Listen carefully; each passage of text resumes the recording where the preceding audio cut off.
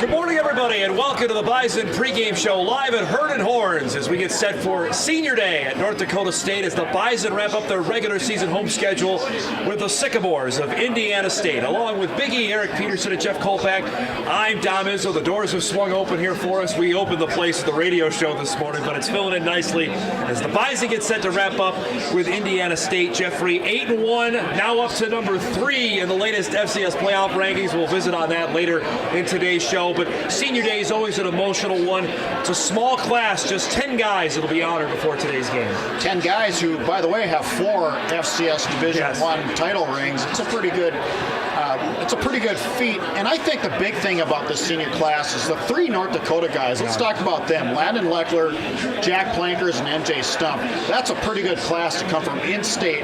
When at one time, when they made the Division I move, people didn't think North Dakota players would contribute at this level. You look at it, Big E, and I know you're a great offensive line mind. You add Zach Johnson into the mix. This might be the greatest offensive line class in the Division I history for the Bison. You know, there might be other classes that have a little more star power. You look at Joe Haig, Billy Turner, guys like that are in the NFL. But as far as number-wise, 3 of them depth. I know maybe Zach Johnson's the type of guy who can make earn a spot in the NFL. So maybe that high end's coming. But 3 of 5 guys a fixture on the line, and that's been the backbone of the team this year. And the offense has struggled throwing the ball. Going for 240 yards rushing at Iowa, 220. Well, how many yards is that in Northern Iowa now? 217. 217 in Northern Iowa, and 240 last weekend against Youngstown State. It's a good Youngstown State. Yeah, very good Youngstown. That's the most they allowed rushing all season. That includes a game against West Virginia. So that offensive line has got it done in the run game. And those seniors are a big part of that. I've harped on this. I've written blogs about it. You have the attrition rate, and this class is a high one. We talked about it on Monday, about how the recruiting philosophy certainly changed after this class, because if you look at the guys that are no longer here, it's as impressive to look at from maybe a class a couple years ago, the guys that stayed, that have moved on now. You look at this class, it's like, man, that what could have been for some of these guys had they stayed. Well, you look at a guy like Chusamichi who left, and he's now playing at Georgia, but some of the guys just didn't pan out. I don't know if it's an evaluation process. They waited too long. If you couldn't get in the living rooms because you're in the playoffs, I think they learned that lesson. So I think it's probably a confluence of factors, but now you see a lot more earlier offers with NDSU. You don't want this much attrition, but I think what they've done well is when the classes have been smaller, they've combated that with quality. Playing true freshmen, especially like last year's class, the 10 to 12 class. Yeah. If you look at the quality of the class, the quality of that class is off the charts. So you'd like to probably have 15, 16, 17 guys stay in the class, but if it's around that 10 number and you have 3, 4, 5 superstars, I think you can live with that. Well, you got to remember, too, these guys were behind a lot of veteran players, so a lot of them had to go, okay, I may play my junior I look at senior Stump year. as prime example of that he played special teams up until his junior year, and that was a massive question for us going into last season, and he's obviously passed the test with flying colors. He has been. He's a physical player, and he's big, too. He's a 6'2" and 223 pounds. I think he's had a fantastic year. Well, maybe the quality of the people in front of him lends itself to that nutrition. You want to say, be tough, mentally tough, wait your turn and play, but maybe some of these guys are like, I'm being a sophomore who's going to be starting for the next 3 years. I have 0 chance of getting a large amount of playing time. Maybe that contributes to the attrition a little bit when you have very good players at positions playing at a young age. But do you want those guys? You that, but I mean, if they're talented, yes. They can play. You want them. Let's talk about the football game today. Indiana State comes in, Jeffrey. This is their season finale. Their bye week comes next week. This season almost went off the rails before it started with the news that Matt Adam was not going to be academically eligible to play in 2016. Isaac Harker's actually had a pretty good year at quarterback for this Indiana State team. What do you expect to see out of the Sycamores this afternoon? Isaac Harker's thrown for almost 1,800 yards, 19 touchdowns. To me, it's all about, will Indiana State show up mentally?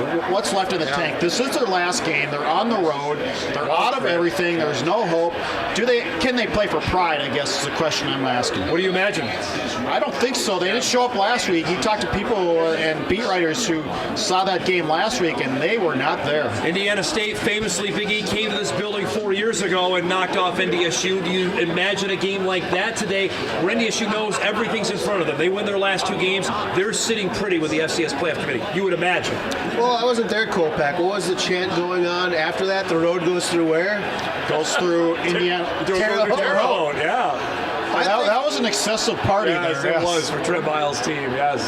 I think this game, you got to look at the first quarter. You're going to know through the first quarter, is Indiana State here to play? And they're like, you know what, we're 4-6. We had, little flashes of hope early in the year. Those flashes are gone. So that's why NDSU starting fast is huge today. If you can come out and get a lead early against a team that has nothing to play for, I think that can bode very well. They're such a really interesting team because they beat Illinois State earlier this season. You're thinking, whoa, okay, they're going to be a factor in this race, and they lost to Missouri State. And it's just been a really head-scratching year for this team. Illinois State wasn't playing well then. That's Remember, true. they played better at late. Plus, Jake Colby didn't play pretty much the first half of that game. They got down. He came in and they made a run. They were offense. Yeah, That's right. And now Illinois State's on it all. And looking back, Brock Spack's probably wondering, well, maybe I should have played Jake from the beginning. But, those early season games, there's a lot to shake out. Illinois State's a different team than they were at that point. So it's hard it's apples and oranges compared to what you're seeing right now. Well, let's talk about who's not playing for the Bison today. That's obviously Nate Tangway, who's out for the season with a torn ACL. Now joins Nick DeLuca on the sidelines.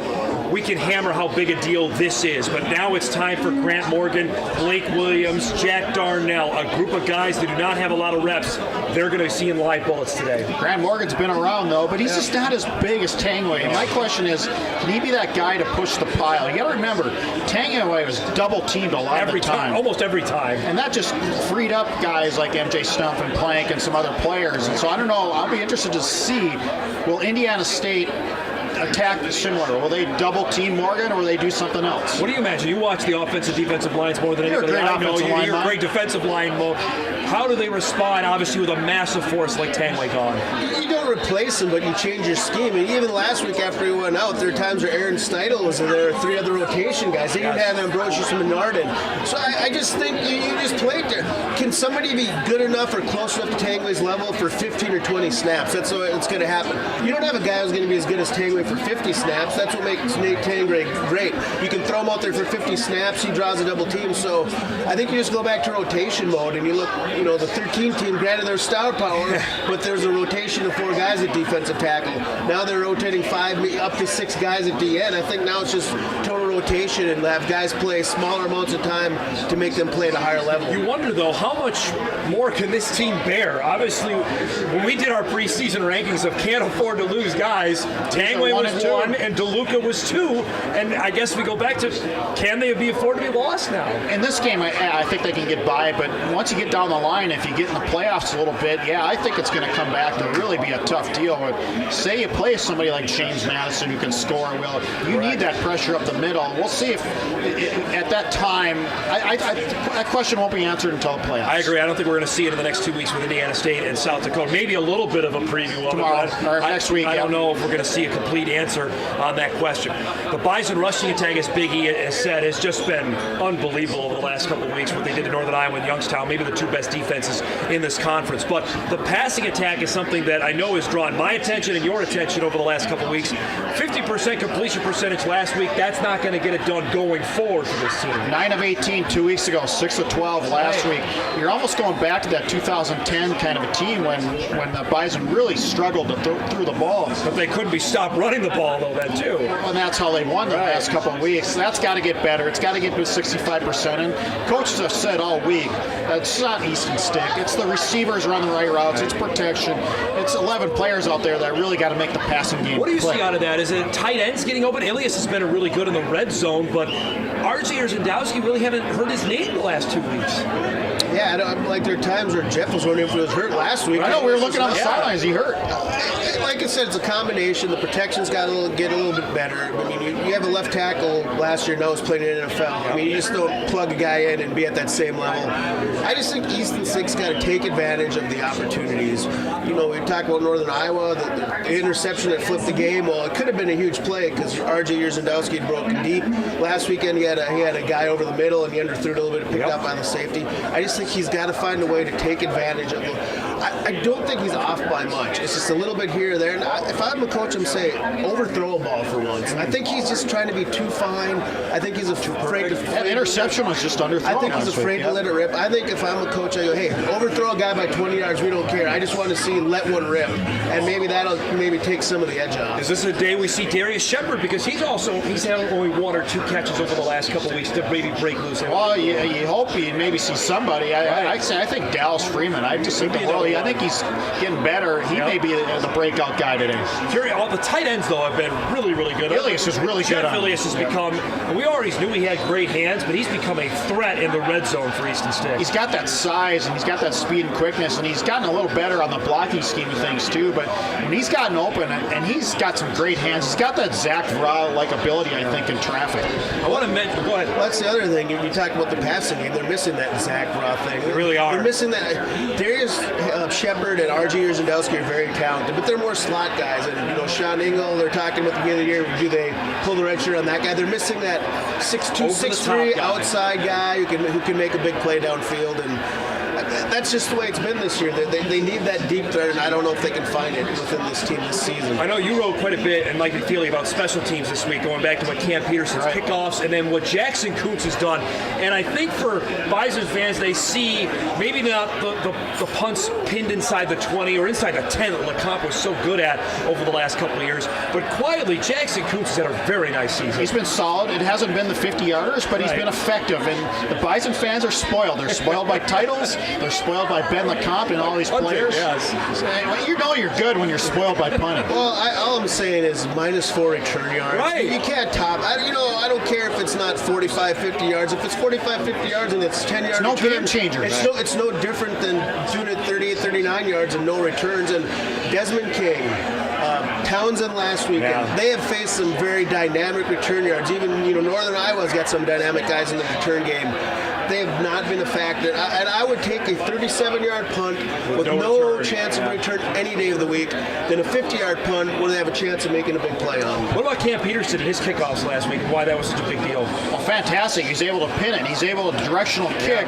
And so actually, if you notice it, the Youngstown kick returner, he was going horizontal catching the ball, had to gather himself and go forward. By that time, Bison defenders are at the 15. And a lot of times end up like horizontal to get the ball, then if the return was another way, he had to go horizontal again to try to get back to the middle, so that just eats up a lot of time doing that. That was a massive question mark for us going into the season with special teams, with Peterson now being the full-time kicker, and he was last year, but now in his second year and Kuntz taking over. I think our questions have been answered on both ends of that. And I talked to Cam Peterson this week, and he said, well, we're getting hot at the right time finally on the kickoff. All right, we have 2 weeks to go in the regular season. I want to talk on this briefly here before we get into our prediction segment. NDSU moved up to 3 in the FCS playoff committee rankings. There'll be another one coming out on Tuesday night. Sam Houston State dropped from 2 to 5. That was eye-opening to me, especially after they won, but it certainly seems like the committee took strength of schedule into effect after they did last week with Sam Houston. But they did not take it into account, evidently, with Jacksonville State. I just don't think that they have a D2 win. They do. And that, to me, and a loss to LSU. Well, yeah, and I'd like to go, man, what are you guys thinking? What's more important here? I just think let's calm down a little bit. Let's wait till the final. In some ways, it's good. You are the master of pump the brakes. In some ways, it's good. They put out these rankings early, but in some ways, it's been bad because I don't think the public got what they thought they were going to get. They thought they were going to get this is what the seating would be exactly this day. I think the committee threw it out there, thought it'd gain interest, but I think in their mind it's a straw poll. It's just another poll that they put together. And that's my feeling. And at the end, and I think they're really going to get in the room. And why would criteria be different on a straw poll than actual rankings and seedings? I'm not disagreeing with you. I'm just saying the way it was tabbed, I don't think is what's been delivered. Right. And I think that's where probably outrage in Fargo. I don't think anywhere else in the country cares about this poll as much as people around here care. And that's what we've heard, that there really hasn't been a whole lot of outrage and very isolated is what Brian and Hudson the bracket said. That's why we can pump the brakes on bracketology too. Never. It doesn't matter till the end. It does not matter till the end. You're just striking a dagger in Dom's heart on that. I would say it's fun to speculate, but people are losing their minds over the speculation. You're right, but I think when you see the strength of schedule at North Dakota State and Eastern Washington, because they should be upset as well. Granted, they have the head-to-head loss against NDSU, but it's not like they played Cupcake City either. Whatever happened to head-to-head in I criteria? know. That's thrown out the window. In the words of Mike Tice, guys, enjoy the season. Let's just enjoy the season. People like watch the games, enjoy the games. Now everyone's worried about power rankings and this and that. Like, there's a game today, right? There is. And some teams are going to win and some teams are going to lose. That's perfect segue. Who do you have winning and losing today? I saw the prop bag was back again today. Maybe just the prop bag. It's just the bag? Okay. No, I got some stuff in there. So You want to go get that? Are we? Yeah, let's do it. We're not doing anything else, so we're doing this game right now. Let's do it. Okay, well, Unless you have another game. No, Kolpack did the story on the North Dakota connection. Yes. And, Landon Leckler and some of those guys, and Jack Plankers. Well, hey, it started here, right?